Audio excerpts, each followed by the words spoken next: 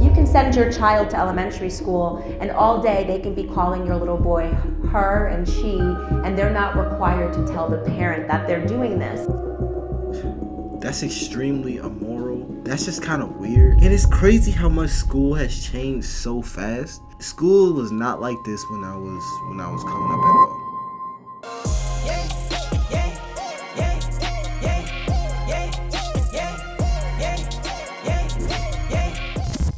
Just to be the truth. So I want to actually start today by just discussing a current event, because I really think it adds color to where we are at in society. For those of you that pay attention to online trends on social media, or what the Yahoo headlines are for the day, or what the Twitter trending stories are, right now Mario Lopez, for those of you that don't know him, he is a former actor who does a lot of work in Hollywood. He was on Saved by the Bell. He played someone named AC Slater, and he's had a pretty great rise in Hollywood, and is very close with a lot of the leftists in Hollywood. And Mario and I began speaking over social media, and I invited him to come on my show, the Candace Owens show at PragerU, because it's very rare that you get a celebrity in Hollywood that's willing to come out and speak to conservatives on the other side. And what I believe to be true is that conservatives have to win back culture. We have to speak to people that are in Hollywood and get them to understand our perspective if we're going to make an impact. So Mario is a conservative, and he was willing to come out of the closet, as I like to say, with his conservative principles. First I had John Voight, and then I had Mario Lopez, and he kept the conversation. It was very vanilla. He wanted to be very safe and not to say anything that might upset the radical leftists. And at one point in the conversation, we started talking about the LGBT movement, and the T part of this is something that I've been very interested in, because for those of you that don't know, on the elementary school level, they're beginning to allow children to pick their genders. So you can send your child to elementary school, and all day they can be calling your little boy her and she, and they're not required to tell the parent that they're doing this. That's extremely immoral.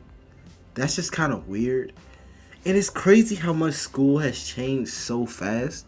Because I'm not that old, bruh.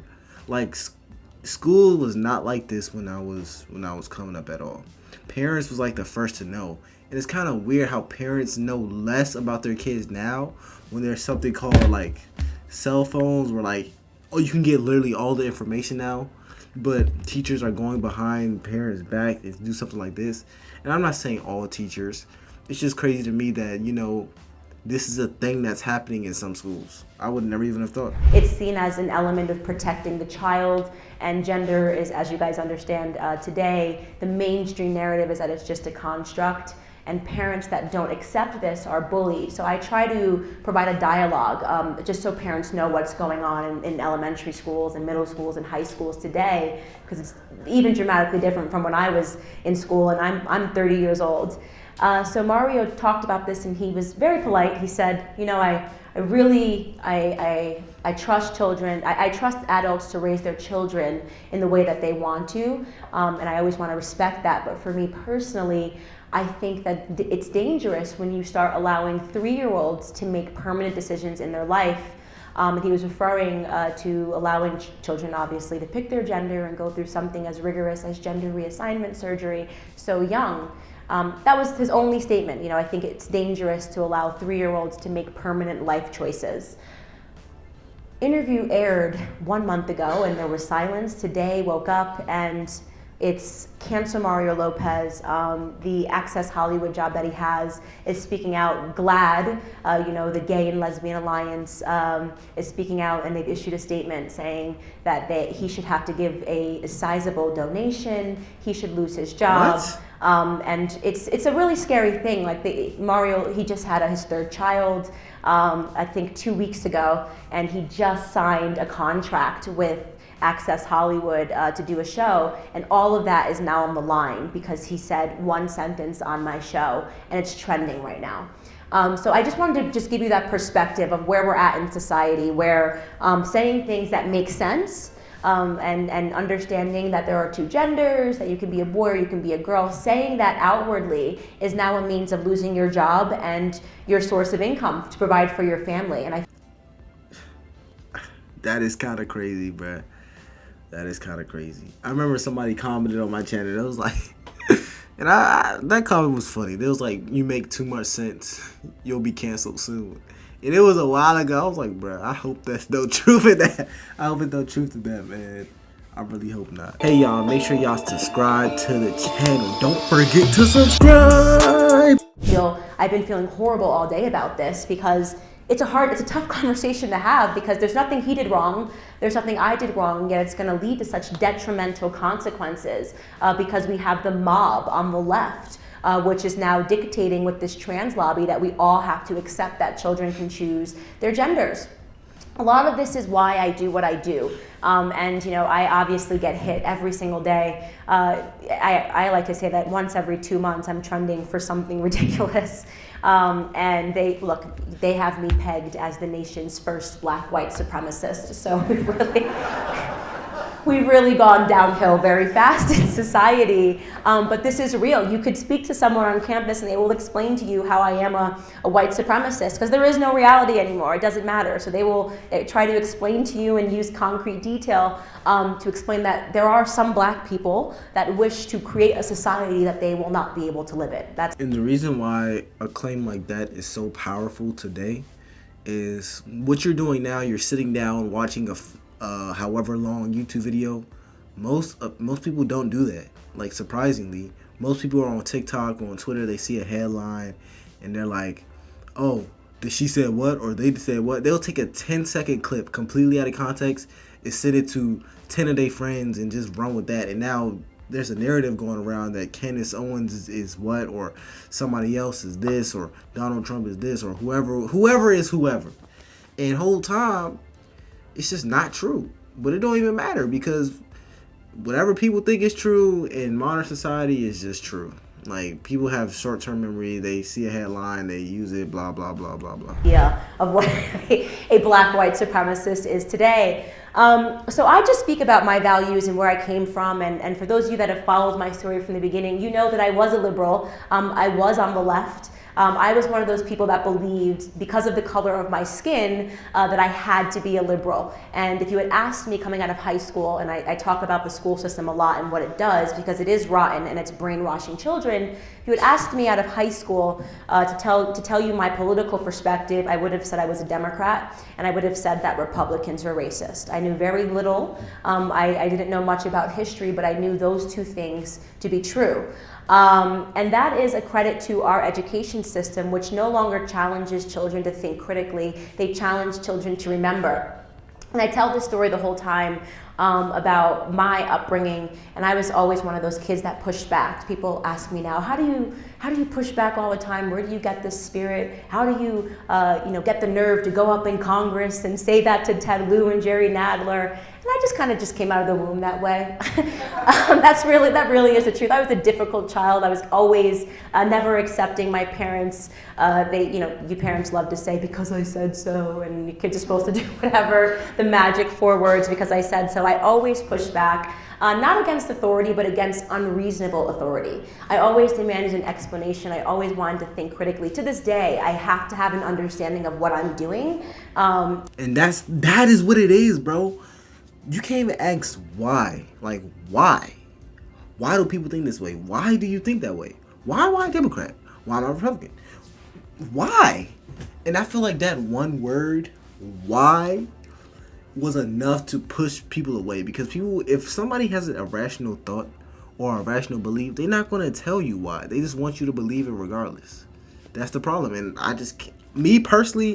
I personally can't get along with that. And I don't care if it's from either side. You're going to have to tell me why you believe this. It is what it is, or I'm just not going to believe you. It can frustrate people. And today I'm friends with one of my high school teachers, Mr. White, and we ping on Facebook back and forth. And he's a liberal, a classical liberal, the ones that disagree with you but believe that you have a right to exist, right? You have a right to have a job and an income. One of those old school types of liberals. He was a great teacher, and I drove him absolutely crazy. And he always says that if there was one person that would end up doing what you are doing, Candace, I would have put my money on you because you were just a pain in my butt. And he tells the story of test that I took on World War II, he reminded me of, and one of the questions on the test was, why did America have to drop the bomb on Hiroshima? Pretty straightforward question. Everybody in the class obviously began scribbling the answer except for me. I rose my hand because I had a problem with the question, and Mr. White said, oh, Candace, what could possibly be wrong? And I said, I don't like the way the question is phrased. I said, the answer is already implied. Why did America have to drop the bomb on Hiroshima? I would rather you asked us, did America have to drop the bomb on Hiroshima? Wow. Very important. She's extremely intelligent, man. And I don't care, but she is smart. If people try to act like she don't be knowing what she talking about, but this lady right here is smart.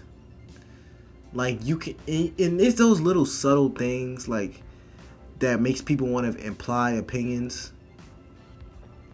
But like, if you ask a question that way or you phrase anything like that, people are going to assume the answer. And somebody like me, bro, look, I'm looking into it myself, and she obviously the same way, and you're probably the same way if you watch my channel. So that I had already realized in high school. One is asking me to think critically, to analyze everything that's going on, and determine whether or not we had to take that action. And of course, maybe if I had, if I sat down to think about it, my answer would be yes. It put an end to a war and ultimately saved millions of lives. But not phrasing it in that way is the way the school system operates today.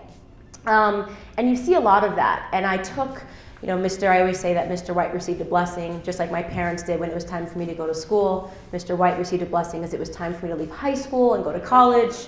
This is how adults get lucky. They don't have to deal with me and my frustrating questions. And I was required to take, required being the key word here, a Feminism 101 course. I think this was really sort of the beginning of leftist dogma being taught in the classroom, requiring children to take things. I think my options were African American studies, gender studies, or Feminism 101. Interesting, right? So I went with what I thought was the less of the three evils, but now I think it is the number one evil. And you know what's crazy? Something I always thought about?